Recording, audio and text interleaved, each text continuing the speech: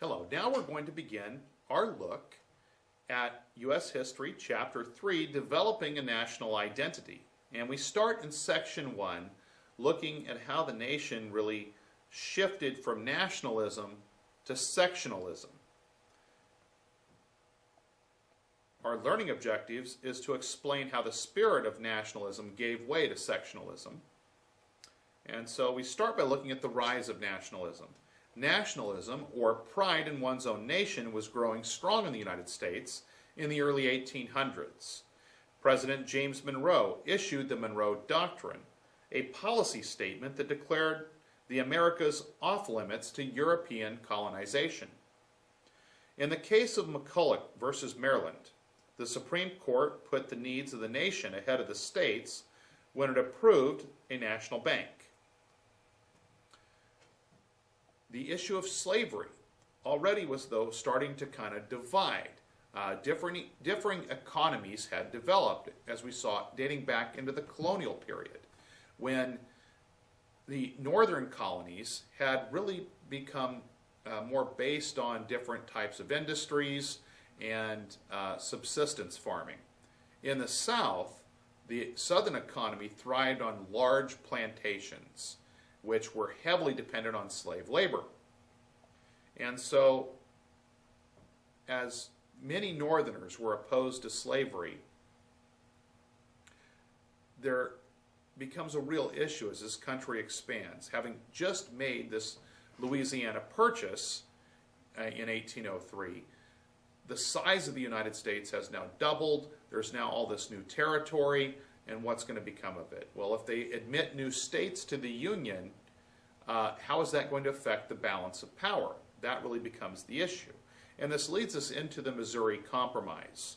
So Missouri, it was admitted to the Union as a slave state, and Maine was admitted as a free state to maintain the balance of free and slave states. Because once again, feeling, particularly in the Senate, remember in the Senate, every state is equivalent. So as long as there's a balance between the number of slave states and the number of free states, then in the Senate, the slave states at least know that they have equality there. They can prevent any law from passing the Senate that they feel would restrict their rights, including protecting slavery. While the compromise kept the balance, feelings of sectionalism were coming to the surface. This idea that people were really looking after the interest of their own region or their own section of the United States, rather than looking after the good of the country as a whole. And now we move into the age of Jackson. Andrew Jackson, who we talked about in the last chapter as the leader who led American troops to defeat the British in the War of 1812 at the Battle of New Orleans. He won the election of 1828, and Jackson was the commander of American forces, as I mentioned, at the Battle of New Orleans. So this makes him really largely a war hero. And then in 1830, he signed the Indian Removal Act, which forced 5 tribes of Native Americans to relocate from the southeast to the west. And this brings us now to the Trail of Tears. The Cherokee Nation fought the Indian Removal Act in court, and the Supreme Court sided with the Cherokee. Ultimately, the Supreme Court said that the Cherokee were right in fighting this, and ultimately said that the Indian Removal Act was unconstitutional. But President Jackson disagreed, and he continued with the removal. And this shows one of the weaknesses for the Supreme Court, or one of the, some ways you could consider it a check on the power of the Supreme Court. But it is a limitation that the court faces, and that's that the court is dependent upon the executive branch of government to really enforce the laws. And here the court has made a decision, and Jackson says they've made their decision, now let's see them enforce it.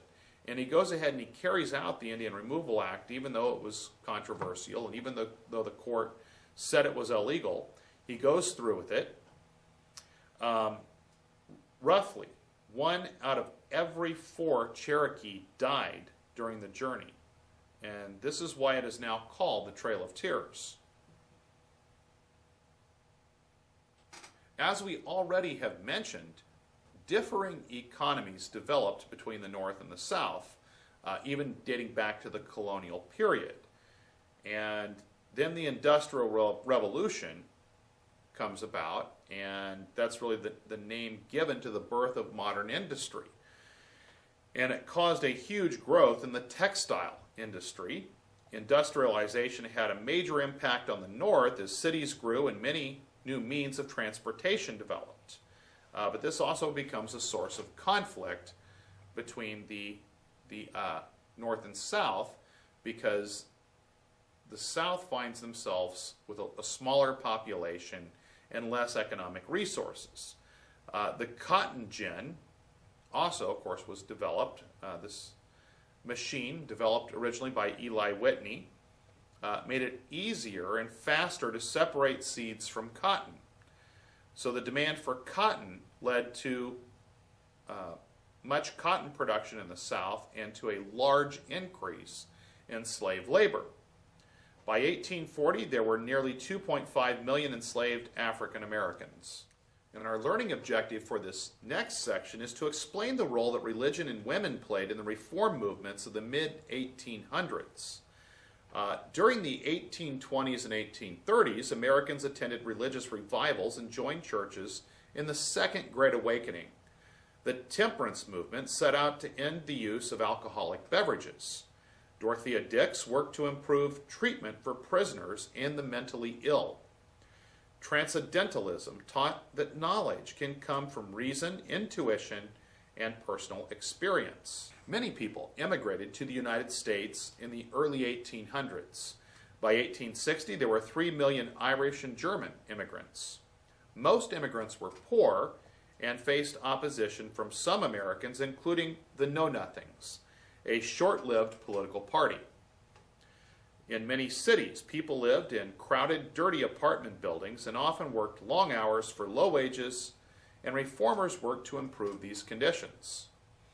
Women did not enjoy the same rights as men. During this era, the women's rights movement started. In 1848, Lucretia Mott and Elizabeth Cady Stanton organized the Seneca Falls Convention, which was the first women's rights conference or convention held in the United States. Mott and Stanton were also abolitionists, or those who opposed slavery. And now this brings us to the abolition movement. Life for slaves in the South was particularly harsh. By 1860, there had been about 200 slave uprisings. Nat Turner led the deadliest revolt, killing dozens of whites. In the North, abolition societies began. Harriet Tubman was a famous leader of the so-called Underground Railroad, which was neither underground nor a railroad, but it was a network of escape routes to help slaves escape to freedom in the North. Frederick Douglass, a former slave, became an important speaker, writer, and reformer. And now we begin to look at Section 3, Expansion Leads to Conflict. Our learning objectives are to describe manifest destiny and how it was achieved,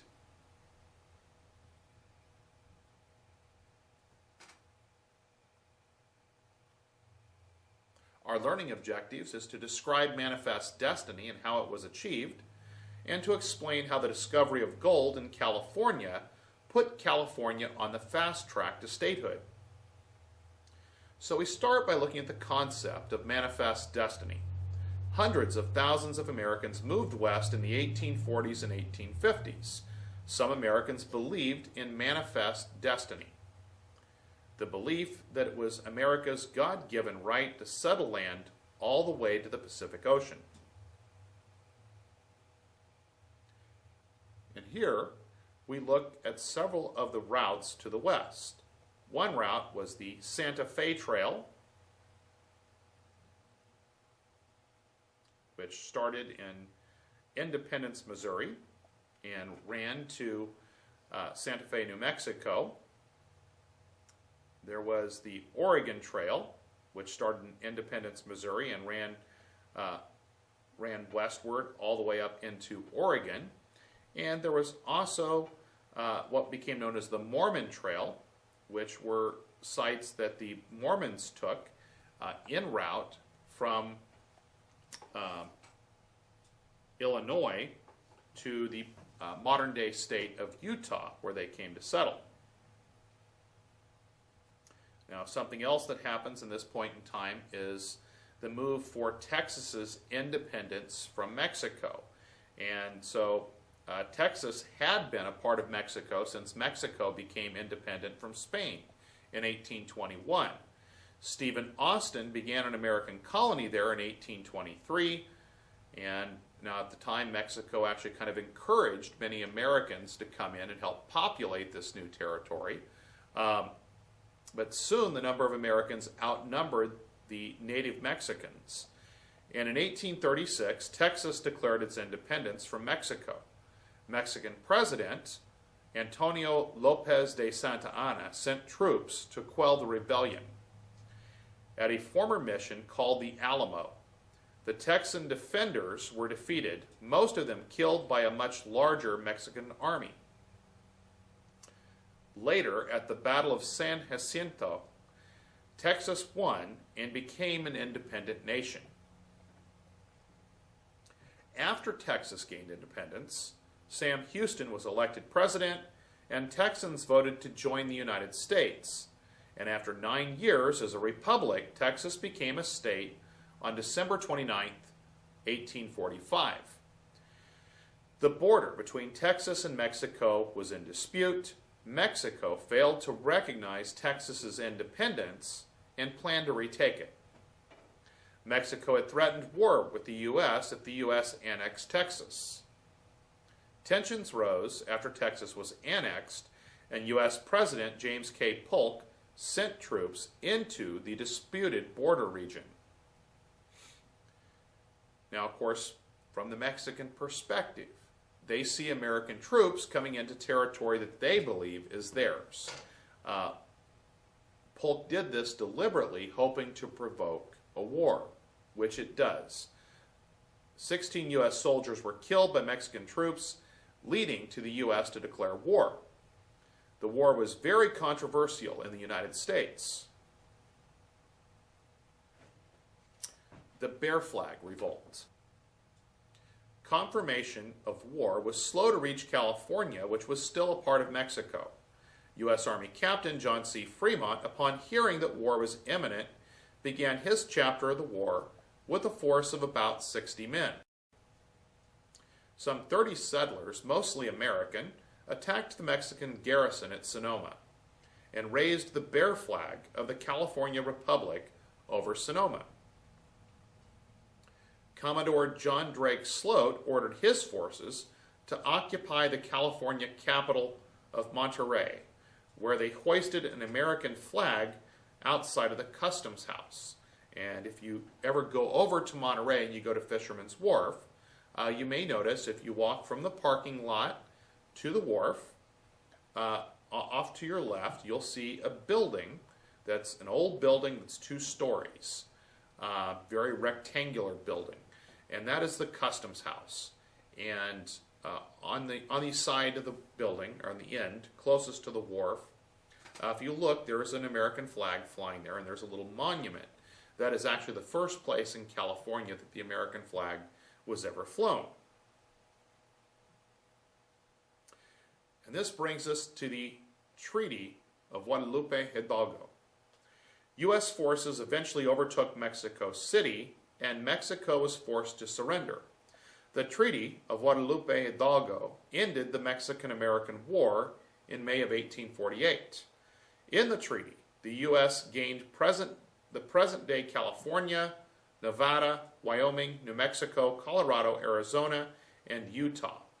It also settled the border between Mexico and Texas, and the U.S. paid Mexico $15 million for the new territories and agreed to take over more than $3 million in Mexican debts to U.S. citizens.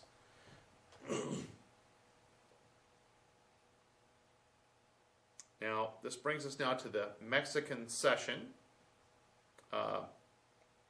Mexico lost more than half of its land. The U.S. gained new land all the way to the Pacific Ocean, and the war added to political tensions as the Whig Party generally opposed the war and the Southern Democrats wanted the war. And here's a quote from Ulysses S. Grant, who was the leader of the Union forces during the U.S. Civil War and served as President of the United States from 1869 to 1877.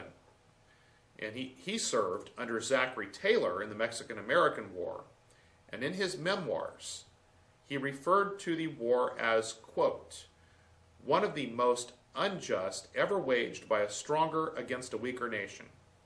It was an instance of a republic following the bad example of European monarchies in not considering justice in their desire to acquire additional territory. On January 24th, 1848, gold was discovered by James C. Marshall at Sutter's Mill along the American River in Coloma, California. This touched off the California gold rush as miners came from all over the world to California to seek their fortune in gold. And it also helped California to gain statehood rapidly, as not only did the population grow rapidly in California, but also a lot of money was being pulled out of California. So California rapidly is becoming a very lucrative state for the nation.